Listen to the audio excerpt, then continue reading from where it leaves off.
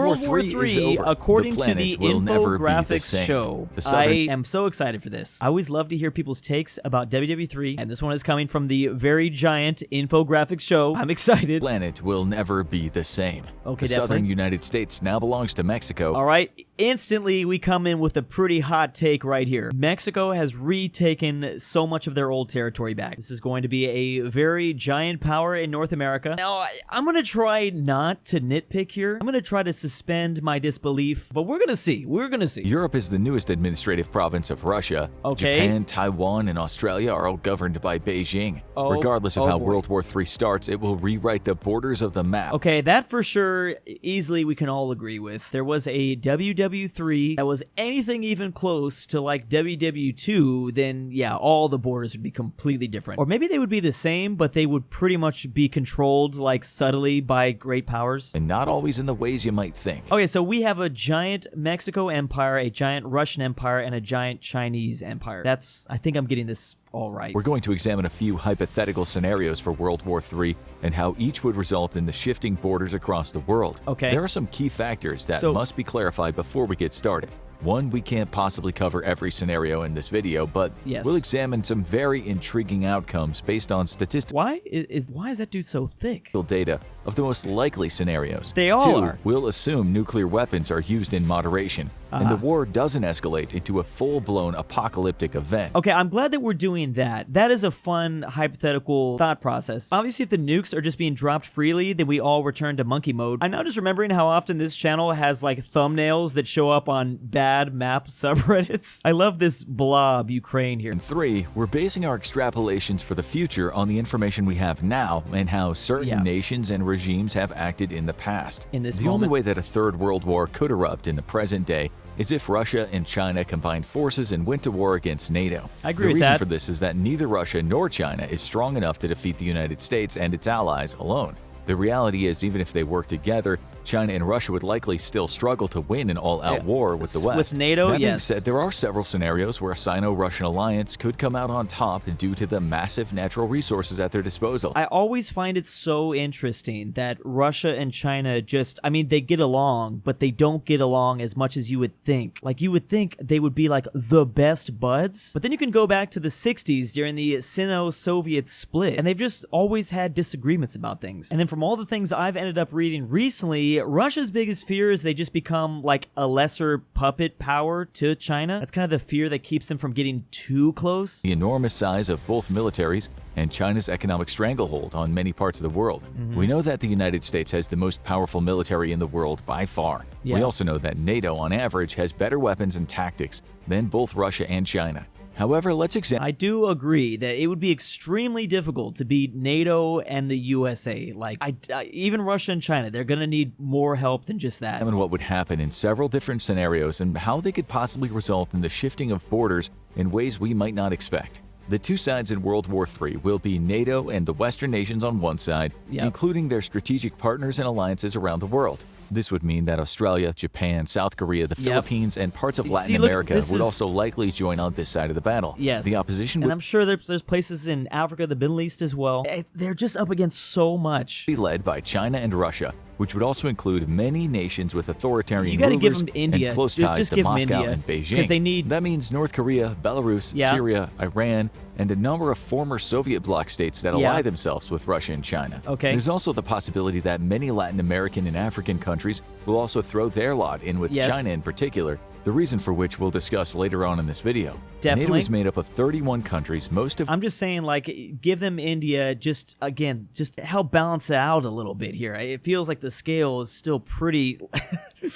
is pretty one-sided. Which are in Europe, except for the United States and Canada. Similar to NATO, but by no means as powerful, is the Collective Security Treaty Organization, which is an alliance between Armenia, Belarus, Kazakhstan, Kyrgyzstan, Russia, and Tajikistan.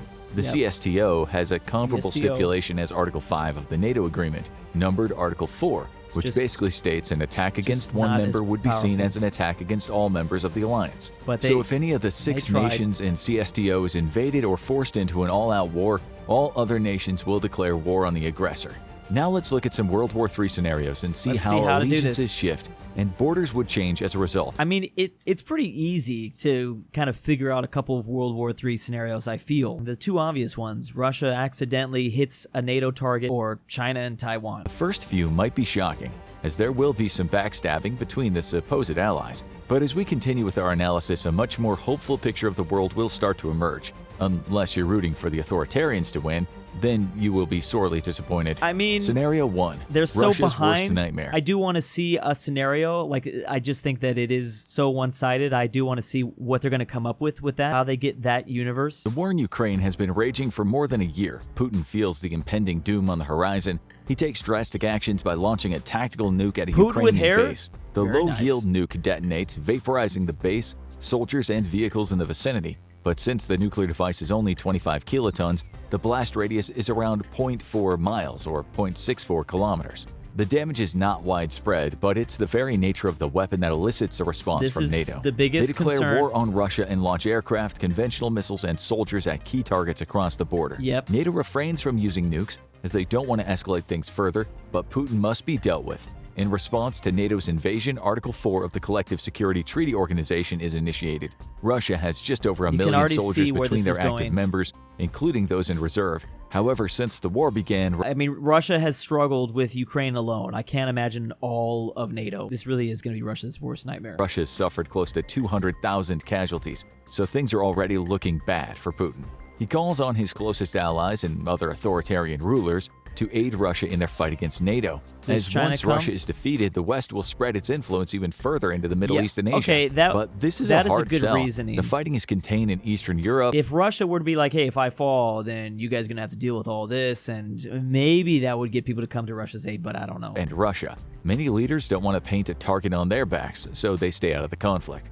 Other than the CSTO countries, Iran decides to fight along Russia, as its government's deep distrust for the West fuels its decision to escalate the conflict. Definitely. Syria also joins Russia due to the fact that President Bashar al-Assad is afraid that if Putin loses, he'll lose his main source of weapons to control his own country. But even with aid from these nations, there is one... I feel like this is, I mean, we have to create a World War III scenario. We're going to have to stretch some things out a little bit. I feel like we're stretching it a little bit. I mean, are these countries really thinking they're going to tip the balance of power? They're going to save single-handedly Russia? Syria will save Russia single-handedly. Cannot be ignored. China. When Russia launched a nuke, even though it was a tactical one, Beijing turned its back on Putin.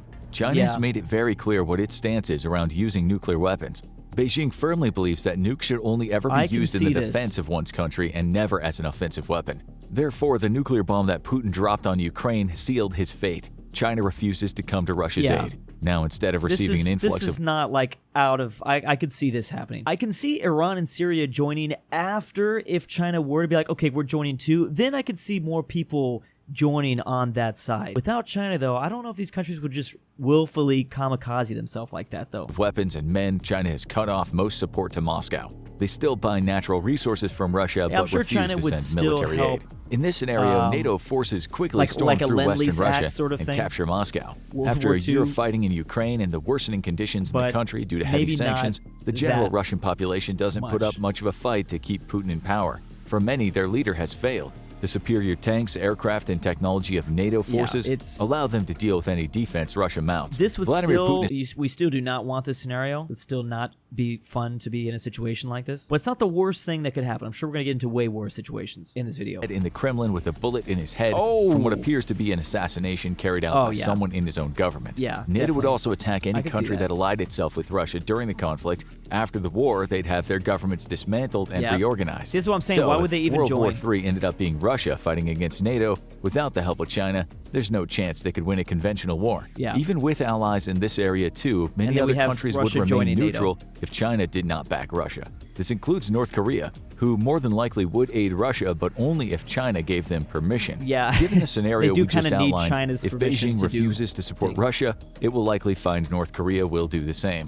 After the war is over, Russia would be broken up, and new governments would be put into place. There's even a possibility that China would invade Russia from the east if Beijing thought there was a chance Putin would launch more nukes and put the world at risk of being obliterated in a nuclear... Because there are actually a lot of like native Chinese people living in this territory under Russia, Chinese descendants basically. So their argument would be, hey, we're trying to, you know, save Chinese blood or something like that along those lines. There's definitely a lot of ethnic Chinese people living north of Manchuria. So I do think there would probably be something to get some of this stuff so NATO doesn't have all that. But yeah, I could definitely see, even with the fear of Russia possibly joining NATO after the main government collapses, I think still China would be like, I don't know if I want to get into this. But yeah, they definitely would probably try to get as much territory as possible before the Western Russian government joined NATO officially. This is a little bit far-fetched though. I mean, getting all of this, no way.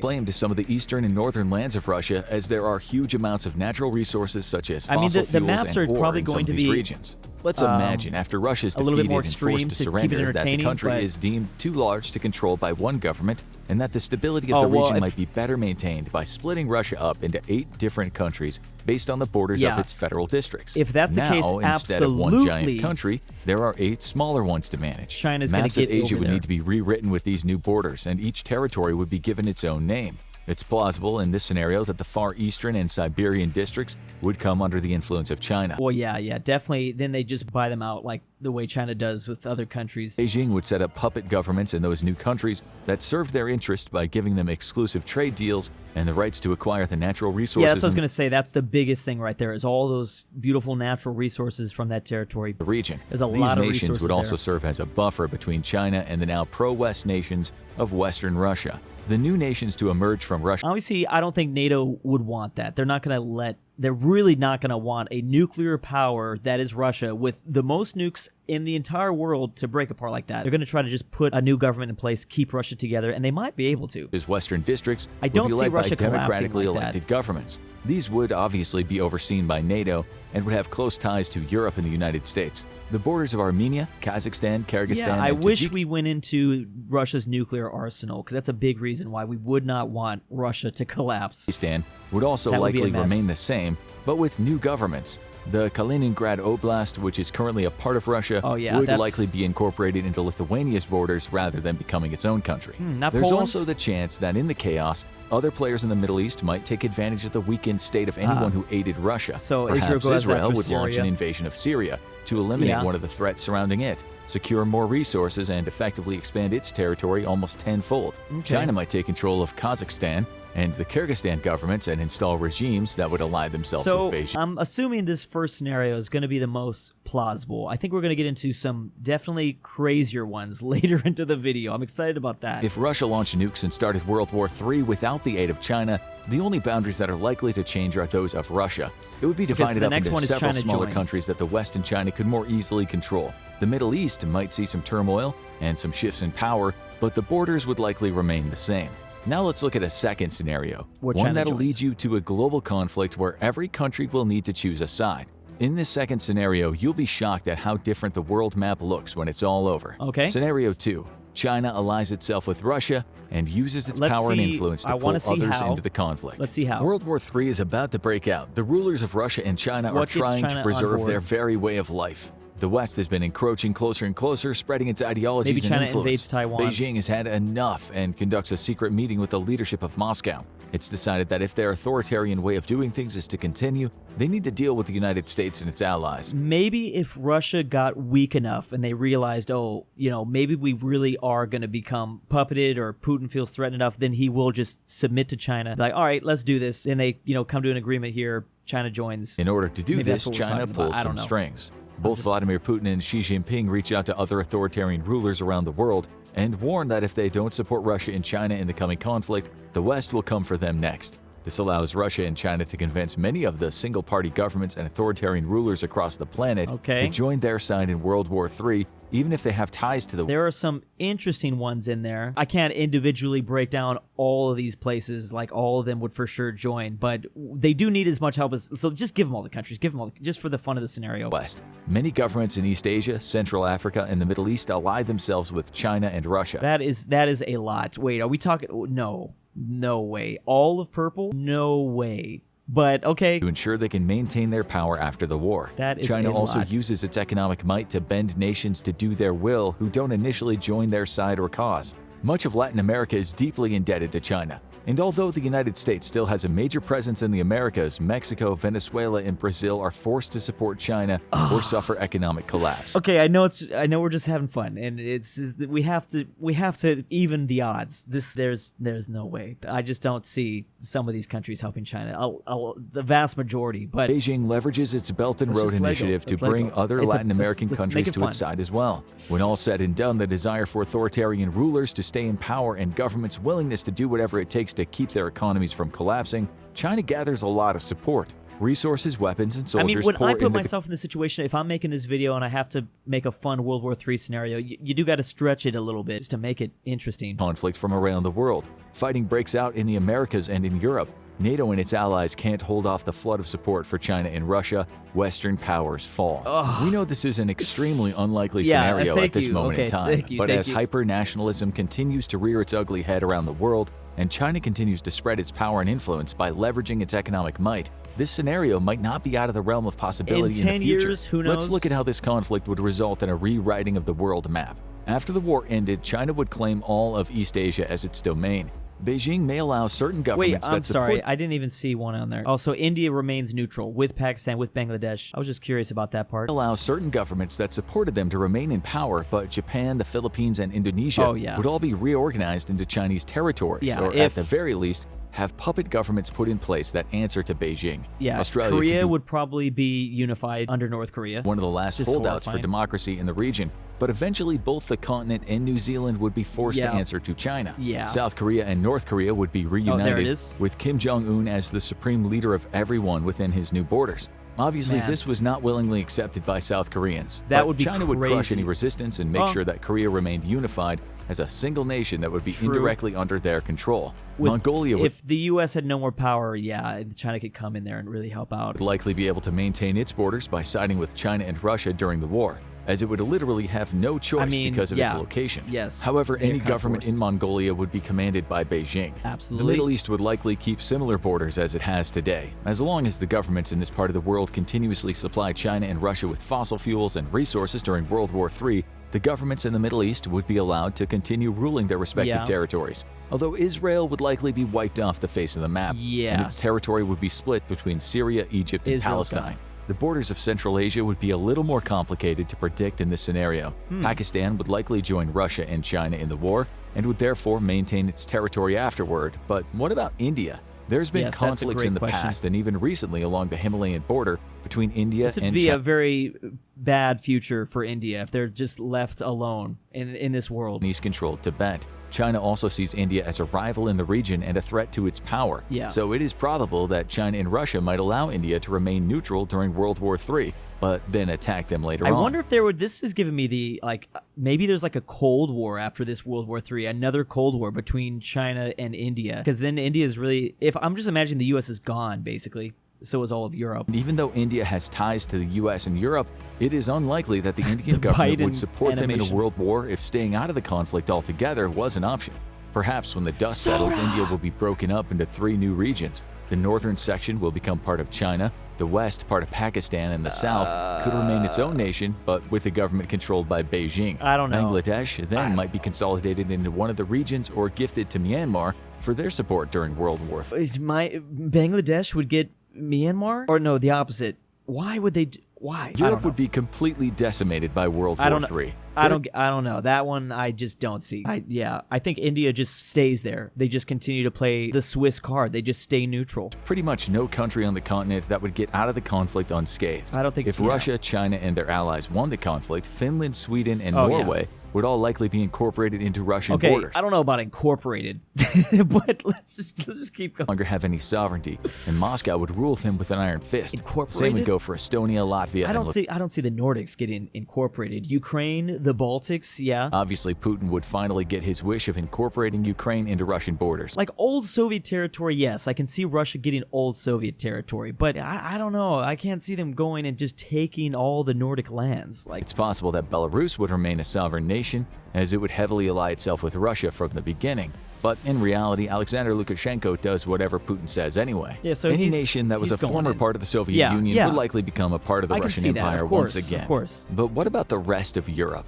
Germany might be able it's to probably another Warsaw Pact situation where Europe is just like puppeted basically by maintain its borders Eastern, as long as it gives in to every Soviet single one of Russia's demands. A puppet government could be put in place, but a deal might be made since Germany currently relies heavily on Russian fossil fuels. About 35% of Germany's fossil fuels come from Russia, which results in Berlin spending billions of euros on Russian energy supplies each year. It would be interesting because there may be a way for the German government to lost, convince Russia to let them stay in power in exchange for continued purchasing of their gas and oil. Of course, this government would pretty much be owned by Putin, but the country itself may not be dissolved. The rest of continental Europe might not be so lucky. It could be consolidated and turned into the Europe. I don't see. I mean, I don't know. I just need to. We're just having a fun time. It's a fun alternative history video. Chill, Drew, chill. But the UK, no, Communist Federation, where each country is no longer sovereign entity but a state with a single nation ruled by one of Putin's closest and most trusted allies. We're going back to Perhaps communism? the new capital of this country would be in Switzerland, as it would be located near the center of the new communist state. Switzerland. Why would they go back? Why? Okay, why would they be communist? I don't understand that. Try to stay neutral in the initial conflict, but as soon as Russian troops and allies conquer Europe, even Switzerland would not be spared. You know what I could see? I could see, like, all of Europe being like held by this authoritarian Russian power, and then communism comes back again, and there's all these communist uprisings, like after a couple decades of like being ruled over with an iron fist. Then there's like communist uprisings again, you know what I mean? Kind of like World War II, like all that. But why would Russia turn all these countries communist? The United Kingdom would be too dangerous for Russia to leave as its own entity. So either loyalists to Russia and China would need to be put in power, or the UK would be incorporated into the newly formed European Communist Federation.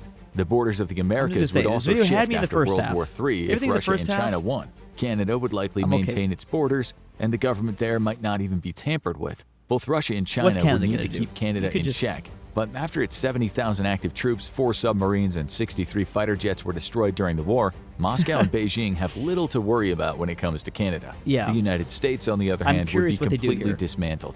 Russia would take back Alaska and incorporate it into its eastern territory. When World War III broke out, Mexico could have been swayed to join China due to its growing economic ties to Beijing. Mexico would never do anything to anger its neighbor to the north without assurance that they'd be protected. But as U.S. forces were sent abroad to fight in the Pacific and Europe, its military at home weakened. In this scenario, Mexico could bide its time until the United States was forced to surrender while continuously sending supplies and resources to China. When the fighting stopped, Mexico would agree to maintain positive diplomatic ties with Beijing in return for the land taken from them by the United States. I just don't agree. That's all I'm going to say. United States during the Intervención Estadounidense in Mexico. That's cool. This is cool. It's fun. If you're asking if I agree this would happen, whatever. Or Mexican War. This means that parts of at least 9 states would now belong to Mexico. Funny enough, though, this was what was offered to Mexico in WW1 during the Zimmerman telegram by Germany. That's what Germany wanted Mexico to join, and they said they'd give all this stuff back. But even back then, Mexico did not join. China might then set up an overseas territory in the northwestern section of the United States controlled by Beijing, while the East Coast was divided into smaller territories that Russia could manage. Although this would be one of the more difficult regions for Moscow and Beijing to keep under control. So perhaps the northeastern and central U.S. would be able to remain a sovereign nation, but with harsh restrictions placed on the size of the military, similar to how Allied forces treated Japan after World War II. The southeastern coast of the U.S. would be given to Cuba, which would almost certainly back Russia and China in World War III. The administrative center for this new Cuban nation would be located in Havana, but communist forces from around the world would need to be deployed to Florida and the surrounding. Okay, so I guess Europe is supposed to be communist because of China, but if has Russia turned communist when they joined China? You know what I mean? Like, I don't know. States to ensure no uprisings emerged. Cuba would also likely expand its borders with the aid of Russia to incorporate much of the Caribbean, including Puerto Rico. I don't even think, I'm just kind of curious, like, I don't think China would be interested at all in exporting communism, technically. I think they'll just export whoever. I think it's probably a lot easier for them to just put like a dictator in power and leave, a friendly dictator, and just be like, okay, that guy's cool, everything's good there, we out. And Haiti. Then there's the matter of countries that formally recognize Taiwan as a sovereign nation. If China comes out a victor in World War III, Taiwan will be reincorporated into its borders. Any nation that had formal diplomatic relations with the Taiwanese government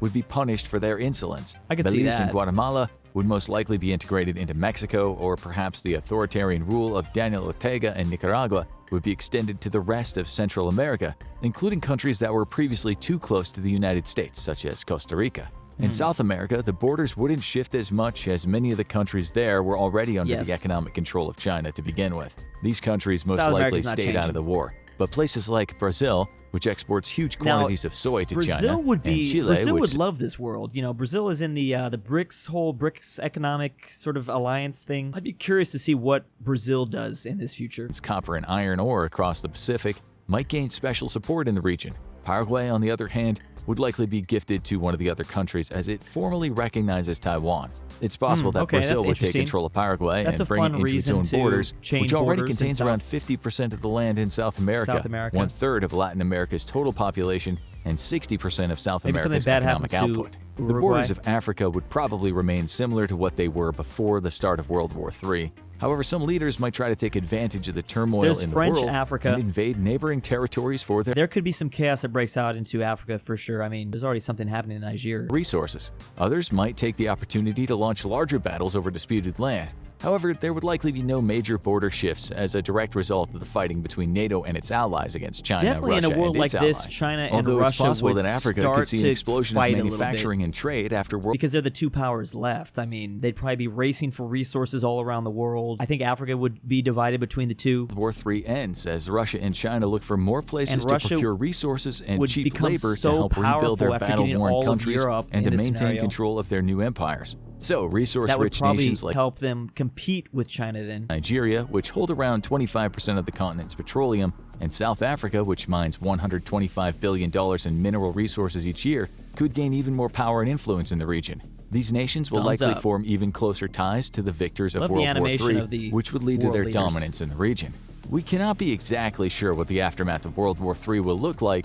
If Russia and China and their allies win, that would be Western democracies will likely be dismantled and authoritarian regimes put in place across the world. Seems that this would set the world up for future conflicts, as authoritarian leaders aren't really known for getting along with each other. However, we likely won't have to worry about this scenario because it's much less likely than the next one we're about to discuss. Scenario 3. NATO and its allies go to war. Scenario 2, it kind of lost me a little bit, but... and win. As things stand right now, the that United was rough States for a has the second, most powerful military but in the world. Therefore, by extension, NATO has the most powerful military in the world. Again, it's a hard video to do. How do you make it an interesting video without doing some extremely stretching the realities of our situation? Even if China and Russia could manage to convince several other countries to join them in their fight against the West, it's still unlikely they'd be able to win. The combined might of NATO nations would overwhelm both the Russian and Chinese militaries. For one thing, Russia can't even defeat the Ukrainian military, which is much smaller and has revealed numerous inadequacies in Russia's military equipment and leadership. But China would be a more formidable foe, but like Russia, a lot of its vessels and armament are outdated. I don't really know how we would defeat China. That would be, I don't even want to think about it. And I don't even think, you can't, there's a billion people there. I don't think it's possible to invade China. Say is that China is rapidly modernizing. That'd be a scary situation, terrifying. Military and spending massive amounts of money on creating state-of-the-art weapons. So in the future, China could be a huge threat to the West, but it's not quite there yet. Let's now look at how the borders of the world would be redrawn in this scenario. Like the first World War III scenario, Russia would likely be divided up into different parts after the war ended. The country is 6.602 million square miles, or 10.64 million square kilometers, which is absolutely massive when compared to any other country. Canada, the second largest nation in terms of landmass, is only 3.855 million square miles, or 6.204 million square kilometers, making it only a little more than half the size of Russia. And what's interesting is Russia does not have that much population. It's a massive country. Not that many people live in it comparatively. Again, the country itself could be broken up into its 8 federal districts, and a new government could be established in each one. However, since China would also be on the losing side of the war, it's actually not even that close. It's kind of going down a little bit. Nations would be solely responsible for helping to establish functioning governments that are elected by the people. Is it going to be the last thing anyone would want after World War III is a unified Russia building up its strength again and starting another global conflict in the future. The danger here is that a divided Russia controlled by the West might cause flashbacks for much of the world during which the European colonization was at its height. There is the possibility that the Russian borders would not change. I just think it'd be a horrible, horrible idea to divide up a massive nation like this. And I know that's what we're going to do to China because it's fun, but no. I think history has shown that that always leads to bad situations, because then eventually there's going to be one power that tries to reunite it all again, and then that's going to cause so much chaos. But instead, a new government would be set up in Moscow to help transition the entire country into a more democratic form of government. But like so many armies have found out before, conquering Russia and its people is a somewhat impossible feat. Even with a new democratic government in Moscow, there would still be groups of rebels that would continue to fight against the new government and their Western ideals. That's why you want to keep it together. Even after NATO won World War III, the Russian frontier could become a lawless place. There might be generals or dividing it up is going to make the situation even worse. Leaders who could rally large numbers of people together to fight back against the westernization of their former homeland. This could lead to fluid borders that are set up by different factions vying for control of the country. Therefore, NATO and its allies may only focus on rebuilding and reorganizing the government in Western Russia. Perhaps a line will be drawn somewhere just to the east of Moscow. To the west of this border, a new European-style series of countries and states will form that are organized similarly to the democratic republics of Europe.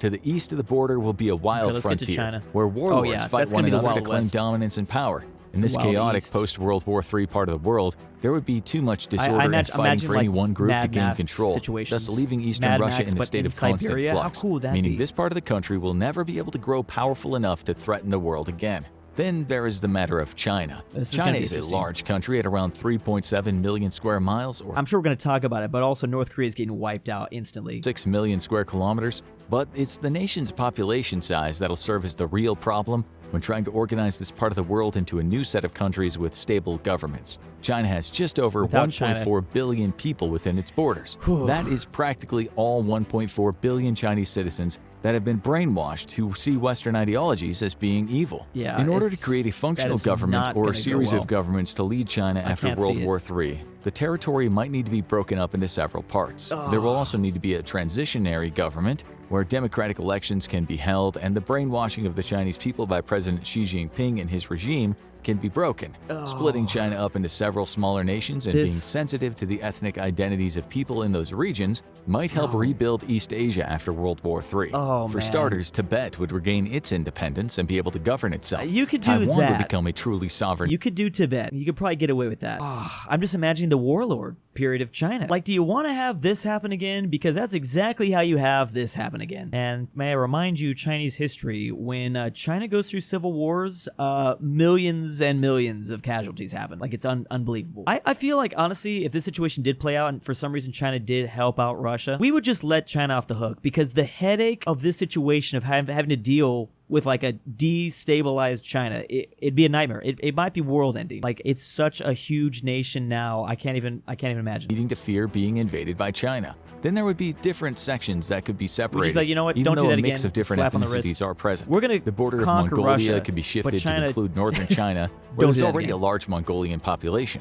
Western China could become its own nation, Just try or to be keep them in incorporated check into the economically newly without a reformed Russia. Kazakhstan, where a new government based on democratic elections will be established following the war. Central and Turkmenistan. Eastern China could make up the new borders for a truly democratic Republic of China, and the government in Beijing could oversee this region. Obviously, the authorities. Oh my goodness, these borders are so bad. Maybe, you know, it's hard to draw the lines. It was the same thing we had for India, just like straight borders down. I thought it was just like I don't know, the fact that we did it twice. Removed. Perhaps a Chinese democracy could be established with multiple parties representing the needs and wants of people instead of the desires of the dictator. North Korea would be reunited with South Korea, and the Kim dynasty would come to an end. The government in Seoul would welcome representatives from the north, and the Korean people would once again be unified. Even if they have nukes, but under North Korea a democracy would have to rather than a crumble. harsh authoritarian ruler. There would be huge amounts of humanitarian aid sent to Korea to help with the transition of North Koreans into a society where they actually have a say in the laws being made and don't need to live in fear. I would like the Koreas to be unified one day, but I can't even imagine the process to do that. For their lives every day. However, this would be true for many parts of the world.